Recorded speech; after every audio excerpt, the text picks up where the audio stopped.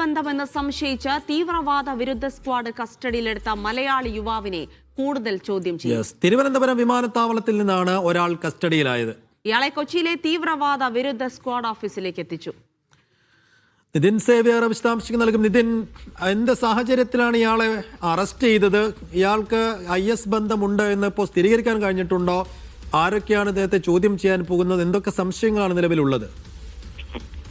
ഇയാളെ കഴിഞ്ഞ കുറച്ച് ദിവസങ്ങളായി തീവ്രവാദ വിരുദ്ധ സേന ഇയാളെ സംശയിക്കുന്നുണ്ടായിരുന്നു.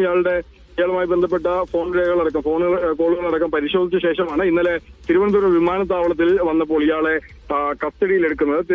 ഇയാൾ കഴിഞ്ഞ കുറച്ച് ദിവസങ്ങളായി തീവ്രവാദ വിരുദ്ധ സ്ക്വാഡിന്റെ നിരീക്ഷണത്തിലായിരുന്നു എന്നാണ് ATS പറയുന്നത്. ഇയാളെ ATSന്റെ ഓഫീസിലെത്തിച്ച് ഇന്നലെ തന്നെ കൊച്ചിയിലെ ഓഫീസിലെത്തിച്ച് ഇന്നലെ രാത്രി തന്നെ ചോദ്യം ചെയ്യാൻ ആരംഭിച്ചിട്ടുണ്ട്. കൂടുതൽ ചോദ്യം ചെയ്യലിലേക്ക് ഇന്ന് കടക്കുമെന്നാണ് മനസ്സിലാകുന്നത്. ഇയാളുടെ അറസ്റ്റ് ഇതുവരെ രേഖപ്പെടുത്തിയിട്ടില്ല. ഇന്ന് ഇയാളുടെ അറസ്റ്റ് അടക്കം രേഖപ്പെടുത്തി കോടതിയിൽ ഹാജരാക്കുമെന്നാണ് നിലവിൽ മനസ്സിലാക്കുന്നത്. ഇയാളുടെ പേര് വിവരങ്ങളടക്കം നിലവിൽ പുറത്തുവിട്ടിട്ടില്ല. ഇന്നലെ ഉച്ചയോടെയാണ് തിരുവനന്തപുരം വിമാനത്താവളത്തിലെത്തിയ മലയാളി യുവാവിനെ തീവ്രവാദ വിരുദ്ധ സേന ATS കസ്റ്റഡിയിലെടുക്കുന്നത്. നിതിൻ സേവ്യറാണ് വിവരങ്ങൾ നൽകിയത്.